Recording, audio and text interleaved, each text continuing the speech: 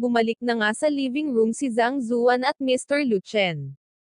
Samantala sa living room naman ay makikita ang dalawa na nag-uusap.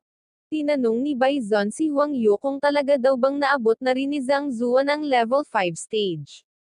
Sumagot naman si Huang Yu na sinabi niya na raw kay Baizon na si Zhang Zuan ay customer niya lang sa bookstore, hindi niya ito kilala. Pero ito raw ay naghahanap ng mga libro ng level 6 stage martial arts kaya mukhang tama raw si Baizon na nasa level 5 stage na ito. Napasabi naman si Baizon na naabot na raw ni Zhang Zuan ang level 5 stage sa edad niya na yun at napasabing gaano raw ba kalakas si Zhang Zuan. Lalabanan niya raw ito mamaya. Maya-maya pa ay dumating na sina Zhang Zuan at Mr. Lu Chen sa living room. At nagtaka ang dalawa kung ano raw ba ang nangyari kay Mr. Lu Chen. Sumagot naman si Mr. Lu Chen na wag na masyadong mag-alala ang dalawa dahil ayos lang siya. At inutusan nito si Mr. Cheng na ilabas ang sukatang bato. At sumunod naman ito. Tinanong naman ni Baizon si Zhang Zuan kung nasa peak na raw ba ito ng level 5 stage. At sumagot naman si Zhang Zuan ng oo. Sumagot naman si Baizon na siya rin daw at hinamon si Zhang Zuan ng isang kompetisyon. Napasabi naman si Mr. Lu Chen sa kanyang isip na tama raw ang dalawang ito raw ay nasa parehong level kaya kung maglalaban itong dalawa malalaman niya kung talagang sumabog daw ba talaga ang lakas ni Zhang Zuan. Napasabi naman si Huang Yu na ano raw ba ang ginagawa ni Baizon sila raw ay nasa pamamahay ni Mr. Lu Chen. Sumagot naman si Mr. Lu Chen na okay lang daw yun maaari daw silang maglaban ngunit huwag lang daw masyadong magpasobra. Sumagot naman si Baizon na ito raw ay walang problema. At sinabihan si Zhang Zuan na bigyan daw siya ng gabay nito. Sumagot naman si Zhang Zuan ng oo. Sinabi naman ni Baizon na ang kamao niya raw ay napakalakas at ito ay umatake kay Zhang Zuan sabay sabing ingatan daw nito ang sarili niya. Napasabi naman si Zhang Zuan sa kanyang isip na mukhang masusubukan niya na raw ngayon ang cultivation base niya. Maya-maya pa ay nagpang-abot ang mga kamao nila. Napasabi naman si Zhang Zuan sa kanyang isip na bakit ang hina raw ni Baizon hindi raw ba ito ay nasa peak na ng level 5 stage. At makikita ngang tumilapon si Baizon. At makikita ang malakas na impact ng pagbangga nito sa pader. Na siya namang ikinagulat ni Huang Yu. Napatanong ito sa kanyang isip kung ito raw ba ang nagagawa ng isang martial artist na nasa peak na ng level 5 stage. Napatanong naman si Zhang Zuan kung okay lang daw ba si Baizon. Pilit namang sumagot si Baizon at sinabing okay lang daw siya at napasabi ito sa kanyang isip na ito raw ay imposible. Napakalakas daw ni Zhang Zuan. Kung hindi niya raw ginamit ang buo niyang lakas sigurado daw na hindi lang ang kamay niya ang mapipinsala. Sinabi naman ni Zhang Zuan na masaya raw siya na hindi pa ibinuhos ni Baizon ang buong lakas niya. At ngayon gamitin na raw nila ang buo nilang lakas. Na siya namang ikinagulat ni Baizon. At sinabing napakalakas daw ni Zhang Zuan kumpara sa kanya kaya maaari na raw nila itong itigil dito. At napasabi sa kanyang isip na ito raw ay isang stupid na idea, pag tinamaan daw siya ng malakas na suntok ni Zhang Zuan siguradong mamamatay daw siya. Napasabi naman si Zhang Zuan sa kanyang isip na si Baizon daw ang nagsimula nito tapos titigil daw ito ngayon. Napaka-excited pa naman daw niya dahil ang akala niya masusubukan niya na raw ang cultivation base niya ngayon. Maya-maya pa ay dumating na si Mr. Cheng at sinabi kay Mr. Lu Chen na nakahanda na raw ang sukatang bato. Napasabi naman si Mr. Cheng sa kanyang isip na ano raw ba ang nangyari sa nag-iisang anak na lalaki ng Lord South Defender na pinakamalakas na official ng Changshuan Kingdom. Bakit nagkaganito raw ito? Nagsalita naman si Mr. Lu Cheng at sinabi kay Zhang Zuan na tama na raw ito. Si Baizon daw ay mayroong injury kaya hayaan niya na lang daw itong magpahinga. At ngayong dinala na raw ni Mr. Cheng ang sukatang bato dito dito na lang daw nito subukan ang kanyang lakas. Sumagot naman si Zhang Zuan na sinubukan niya na raw ito kahapon ang lakas niya raw ay nasa 4 na quadrants lang. Hindi niya na raw ito kailangang subukan pang muli ngayon. Sumagot naman si Mr. Lu Chen na sige lang daw subukan lang daw ni Zhang Zuan. At sumang-ayon naman si Zhang Zuan. At ito ay lumapit sa sukatang bato at napasabi sa kanyang isip na nakultivate niya na raw ang Heaven's Pass Golden Body. Ngunit wala raw siyang nakuhang mga cultivation techniques para i-open ang kanyang acupoints. Kaya sa tingin niya raw hindi tumaas ang true strength niya. At kahit pa raw nagkaroon siya ng progress sa kanyang physical strength hindi niya raw mapapantayin ang lakas ng chi. Sinubukan niya raw ang lakas niya kaninang umaga at ito ay nasa 8 quadrants lang. Kaya aatake raw siya gamit ang kalahating porsyento ng lakas niya. At sinuntok niya na nga ang sukatang bato. Tiningnan ito ni Zhang Zuan at sinabi sa kanila na 4 quadrants lang daw talaga ang lakas niya. Na siya namang ikinagulat ng dalawa. Pautol namang sinabi ni Huang Yu kay Zhang Zuan na tingnan daw nitong maigi ang sukatang bato. Sumagot naman si Zhang Zuan na hindi raw ito big deal kaya ano raw ba ang ikinagugulo nito. Maya-maya pa ay lumingon si Zhang Zuan sa sukatang bato at maging siya rin ay nagulat. Ang lakas daw ng suntok niya ay 49 cauldron. At sinabing mayroong daw bang aberya ang sukatang bato. Sumagot naman si Mr. Lu Chen nang wala. At sinabing si Zhang Zuan daw ay nagkaroon ng breakthrough sa kanyang study room hindi raw ba. Dinagdag pa ni Mr. Lu Chen na ang cultivation base daw ni Zhang Zuan ay labis na umangat at ang lakas daw nito ay tumaas. At bukod pa ron hindi pa raw naa-adapt ni Zhang Zuan ang bago niyang lakas kaya hindi raw nito namalayan ang pagbabago. At ito raw ang dahilan kung bakit natalo at na-injure niya si Bison. Napatanong naman si Huang Yu sa kanyang isip na si Zhang Zuan daw ay nagkaroon ng breakthrough at ang lakas nitong 4 cauldrons ay umabot ng 49 cauldrons. Hindi raw ba kaya na-open ni Zhang Zuan ang 45 cauldrons ng sabay? Napasabi naman si Zhang Zuan sa kanyang isip na ang isang level 6 daw na martial artist ay maaari lamang mag-level up kapag na-open nito ang kanyang mga acupoints. At ang katumbas daw ng isang acupoint ay isang cauldron din na lakas. Ang katawan daw ng isang tao ay mayroon lamang 108 na acupoints ngunit 72 lang daw dito ang maaaring mabuksan. At kakakuha niya pa lang daw ng Heaven's Pass Golden Body. Paano raw nangyaring tumaas ang lakas niya sa 90 cauldrons? Na-open niya raw ba ang lahat ng kanyang acupoints at mayroong pa itong extra? Nagsalita naman si Mr. Lu Chen at tinanong si Zhang Zuan kung na-open daw ba talaga nito ang kanyang 45 na acupoints. Sumagot naman si Zhang Zuan na siya raw ay nasa peak pa rin ng level 5 power strength ng stage. Hindi raw nagkaroon ng progress ang kanyang cultivation base, ang nag-increase lang daw ngayon ay ang kanyang physical strength. Ikinagulat naman ito ni Mr. Lu Chen at tinanong si Zhang Zuan kung kumain daw ba ito ng kahit anong vermilion fruit. Sinabi naman ni Zhang Zuan na nakakain daw siya ng kakaibang prutas sa palengke kanina. At nakaramdam daw siya ng init ng kinain niya ito.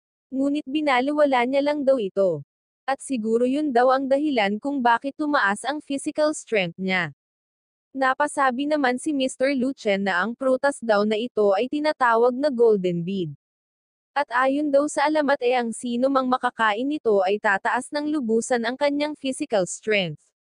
At maging ang mga martial artist na nasa level 6 ng acupoint opening stage ay hindi may kukumpara rito. Napasabi naman si Zhang Zuan sa kanyang isip na nagsasalita lang daw siya ng nonsense ngunit hindi niya raw inaasahan na mayroon daw pala talagang ganoon, mukhang sinuswerte daw siya. Makakatulong daw ito para maitago niya ang kanyang special cultivation technique. At hindi na raw siya magiging experiment material gaya ng guinea pig. Maya-maya pa ay natawa si Mr. Lu Chen at sinabing napakaswerte daw ni Zhang Zuan. At tinanong si Zhang Zuan kung taga rito lang daw ba ito. Sumagot naman si Zhang Zuan na siya ay isang teacher ng Hongchan Academy. Kaya pala, sagot naman ni Mr. Lu Chen, kaya hindi na raw nakakapagtaka na napakalakas ni Zhang Zuan. At marami din daw itong alam tungkol sa painting at calligraphy. At sinabi nito sa dalawa na kailangan daw nilang matuto mula kay Zhang Zuan. Kailangan daw nilang magkaroon ng disiplina at huwag puro laban ang atupagan. At pag naabot daw nila ang requirements niya i-consider niya raw ang mga ito na qualified at ibibigay niya kahit na anong gusto nila. Sumang-ayon naman ang dalawa rito. Makikita naman ang excited na pagmumukha ni Baizon at napasabi ito sa kanyang isip na ang matuto raw mula sa isang martial arts master ay higit na mas mabuti kaysa sa maghapong umupo at mag-aral ng painting at calligraphy. At besides kumpara daw kay Mr. Luchen mas relaxed daw ang pakiramdam niya kay Zhang Zuan. Sa kabilang banda naman ay makikita ang pagkadismaya ni Wang Yu. Maya-maya pa ay tumayo si Zhang Zuan at humingi ng tawad sa kanyang nagawang abala ngayong araw. At sinabing siya raw ay aalis na at babalik na lang sa susunod. Sinabi naman ni Mr. Luchen na wala raw siyang maraming mga libro para sa cultivation techniques ng mga level 6 na mga martial artist. Kaya sasabihin niya raw kay Shen Zui ang tungkol rito at dadalhin niya raw si Zhang Zuan sa Royal Library. At nagpasalamat naman si Zhang Zuan dito. Sumagot naman si Mr. Luchen nang walang anuman at bumalik lang daw si Zhang Zuan kung kailan ito libre. At umalis na nga si Zhang Zuan sa bahay ni Mr. Luchen. Napasabi ito sa kanyang isip na ang trip daw na yon ay napaka-worth it. Labis daw na tumaas ang kanyang physical strength. At sa estado daw ng cultivation base niya ngayon ay kaya niya na raw talunin ang mga nasa peak ng acupoint opening stage. Hindi raw siya makapaniwala na tumaas ng husto ang kanyang physical strength at ito ay umabot ng lampas sa 90 cauldrons. At napatanong si Zhang Zuan sa kanyang isip kung magiging mas malakas pa daw ba siya pag nakakita pa siya ng mga mas advanced na mga body refine ng techniques. Ilang sandali pa ay may napansin si Zhang Zuan. Nagsalita ito at sinabing kung sino man daw ang sumusunod sa kanya ay lumabas na raw ito. At makikita ang galit na si Yang Mo at ang mga kasamahan nito. Nagsalita ito at sinabi kay Zhang Zuan na sinira niya raw ang fortune nila ngayon. At maging ang mga kinita nila ng nagdaang mga araw ay nawala rin daw. At ngayon daw ay magiging patas sila ni Zhang Zuan. Sumigaw si Yang Mo at sinabi kay Zhang Zuan na bayaran daw nito ang mga nawala sa kanila dahil kung hindi hindi raw ito makakaalis. Samantala, nangulangot lang si Zhang Zuan at sinabing ito pala ay si Yang Mo. Dinagdag pa ni Zhang Zuan na wala daw siyang ibang maibibigay sa kanila kundi kulangot gusto raw ba nila ito. Nagalit naman ng husto si Yang Mo nang marinig ito. At sinabi kay Zhang Zuan na ang lakas daw ng loob nitong sabihin yun. At sinabing fine si Zhang Zuan daw ay magre-reincarnate sa ibang katawan maya-maya. At sana raw makontrol ni Zhang Zuan ang dila niya sa susunod niyang buhay. Sumagot naman si Zhang Zuan ng patawad ngunit kaka-reincarnate niya lang daw at sa pagkakataong ito raw ay hindi siya magtitikom ng bibig. Na siya namang ikinagulat ni Yang Mo. Maya-maya pa ay sinabi ni Yang Mo na fine ngayon daw ay magkakaroon uli ng tsansa na ma-reincarnate si Zhang Zuan at inutusan ang kasama niya na turuan ng leksyon si Zhang Zuan at sumunod naman ito. At makikita nga ang maitim na aura na inilalabas ng kasama ni Yang Mo. Nagsalita ito at sinabi kay Zhang Zuan na mayroon pa daw ba itong gustong sabihin at tinawag si Zhang Zuan na Daredevil. Ngunit hindi umimik si Zhang Zuan. Nagsalita naman ng isang kasama ni Yang Mo at sinabi sa kanya na ang tao raw na ito ay kilala sa kanyang iron palms na kayang bumiyak ng bato. Dinagdag pa nito na kaya raw ng taong ito na bugbugin na husto si Zhang Zuan. Susuko na raw ba silang hinga ng pera si Zhang Zuan? Sumagot naman si Yang Mo na niwala nga rong 200 gold coins si Zhang Zuan. Wala raw silang mapapala sa kanya. Ang gusto niya lang daw mamatay na ito. At sinabi na nga ng bakulaw na ito na wag daw gumalaw si Zhang Zuan, isang atake lang daw ay sapat na. Ngunit pasimple lang nang ngumiti si Zhang Zuan habang paparating ang atake. Maya-maya pa ay sinalo ni Zhang Zuan ang mga kamay nito at pinisil ng mariin ang pulso nito. Napangiwi naman sa sakit ang bakulaw. At hinigpitan pa nga ng husto ni Zhang Zuan ang pagkakahawak niya rito hanggang sa madurog ang mga buto nito at naging dahilan upang mapasigaw ito sa sakit. At tinwist ni Zhang Zuan ang isang kamay nito at napasabi sa kanyang isip na ito raw ay perfect timing. Masusubukan niya na raw rito ang lakas niya na halos 100 cauldrons. At ginamitan ito ni Zhang Zuan ng palm attack sa bandang bodega. At ito ay tumilapon pabalik sa mga kasamahan nito. At mapapansin naman ang pagkagulat ng iba lalong-lalo na si Yang Mo. Napahanga naman si Zhang Zuan sa lakas niya at napasabi sa kanyang isip na napakalakas niya raw. Napasabi naman si Yang Mo na tumilapon daw ba si Zuang at sumagot naman ang isa na mukha raw. Dinagdag pa ni Yang Mo na napakalakas daw ng batang ito. Sumagot naman ang isa na tama raw si Yang Mo. At sinabi naman ni Yang Mo na ano pa raw ba ang hinihintay nito. At sinigawan nito ni Yang Mo at sinabing patayin na raw nito si Zhang Zuan. Gusto raw ba nitong siya pa ang gumawa nun, patayin niya na raw si Zhang Zuan. Sumagot naman ang isa at sinabing nag-uusap pa raw sila. Maya-maya pa ay umupo ito at naglabas ng chi. At sinabi nitong si Zhang Zuan daw ay nasa power strength ng stage pa lang samantalang siya ay nasa acupoint opening stage na. Ito raw ay pag-aaksaya ng talent. Napansin naman ni Zhang Zuan na ito raw ay nasa level 6 acupoint opening stage na. Kaya raw nitong pumantay sa mga elder ng Hongchan Academy. Sinabi naman ni Yang Mo na pagbayarin daw nito si Zhang Zuan sa ginawa niya kay Zuang. Sumagot naman ito ng sige, papatayin niya raw si Zhang Zuan. At umatake na nga ito gamit ang Eagle Swoop technique. Sinabi naman ng isa na kahit na sa middle mortal level pa lamang daw yun, pero ang martial art daw nito ay napakalakas. Sumagot naman ng isa na tama raw ito. Ngunit hindi raw ba sobra naman ito para sa batang yun. Sumagot naman si Yang Mo sa kanyang isip na wala daw itong alam. Talagang napakalakas daw ng batang yun dahil kung hindi hindi raw nito matatalo si Zuang ng ganon kadali. Kaya tama lang daw na gumamit itong isa ng Eagle Swoop. Maya-maya pa ay tumalon na nga ang kasama ni Yang Mo at gumamit ito ng Eagle Swings. Samantala makikita naman ang pagkadismaya ni Zhang Zuan. Napamura ito at sinabing excited pa naman daw siyang labanan ng isang martial artist na nasa acupoint opening stage. Ngunit napakadali lang daw maispatan ang mga weakness ng taong ito. Hindi niya nga raw kailangan ang Library of the Heavenly Path upang matukoy ang weakness nito. At aatake na nga ang kasama ni Yang Mo at sinigawan si Zhang Zuan ng go to hell. Maya-maya pa ay mapapansing mayroong basag na itlog. Makikita naman ang pagkagulat ng tatlo. At makikita ngang sinipa pala ito ni Zhang Zuan sa gitna ng kanyang mga hita. At makikita ngang halos mawala na ito ng malay sa sakit. Napasabi naman si Yang Mo na napaka-weird daw ni Zhang Zuan. Kaya lalabanan daw nila ito ng sabay. At sumang-ayon naman dito ang kanyang kasamahan. Sabay na ngang umatake ang dalawa.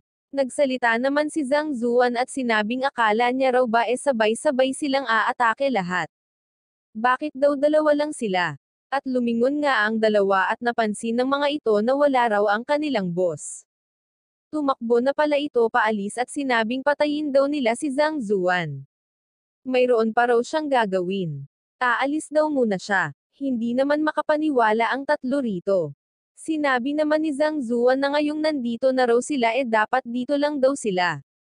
At inatake nito ang dalawa at mabilis lang na nilampasan. At hinabol si Yang Mo. Napasabi naman si Yang Mo sa kanyang isip na isa wrong freak si Zhang Zuan. Kahit pa raw mag-umpisa itong mag-cultivate sa tiyan ng kanyang ina napaka-imposible na maging ganito ito kalakas. At ito nga ay inabutan na ni Zhang Zuan at tinanong si Yang Mo kung bakit daw ba ito nagmamadali. Dapat hinintay raw siya nito. Napabulwak naman si Yang Mo sa gulat at napasabing mayroon daw bang accelerator si Zhang Zuan. Dinagdag pa ni Zhang Zuan na kahit ano pa man daw ang ipinagmamadalian ni Yang Mo kailangang tumigil daw ito ngayon, sabay sipa sa mukha ni Yang Mo. At makikita nga ang pagkakasob-sob ni Yang Mo.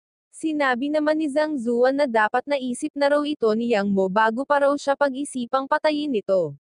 Nagmakaawa naman si Yang Mo kay Zhang Zuan at sinabing wag daw siyang patayin ito. Pag hinayaan daw siya ni Zhang Zuan ibibigay niya raw lahat ng savings niya. Sumagot naman si Zhang Zuan na titingnan niya raw kung sapat ba yun upang mailigtas ang buhay ni Yang Mo. Maya-maya pa ay ibinigay ni Yang Mo kay Zhang Zuan ang isang singsing at sinabing dito raw nakalagay ang pera niya. Na siya namang ipinagtaka ni Zhang Zuan. Sinabi naman ni Yang Mo na tingnan niya raw ito. Maya-maya pa ay napag-alaman ni Zhang Zuan na ito pala ay isang low-level storage ring. At mayroong 3 square meters na space sa loob nito.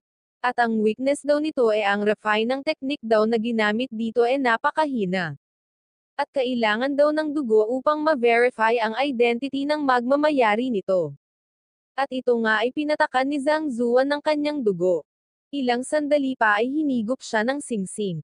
At namangha si Zhang Zuan sa laki ng space at sa dami ng kayamanan dito. Mukhang marami na raw talagang naloko si Yang Mo. At bumalik na nga si Zhang Zuan. Sinabi naman ni Yang Mo na ibinigay niya na raw ang singsing kay Zhang Zuan, maaari na raw ba siyang paalisin nito? Sumagot naman si Zhang Zuan ng sige. Kung ibibigay niya raw ang bagay na nasa gitna ng kanyang mga binti ay hahayaan na raw ito ni Zhang Zuan. Na siya namang ikinagulat ni Yang Mo. Bakit daw ba interesado si Zhang Zuan sa bagay na yon? Ang bata pa raw nito. Ano raw ba ang gagawin niya? Hindi pa raw siya naka-experience ng ganoon.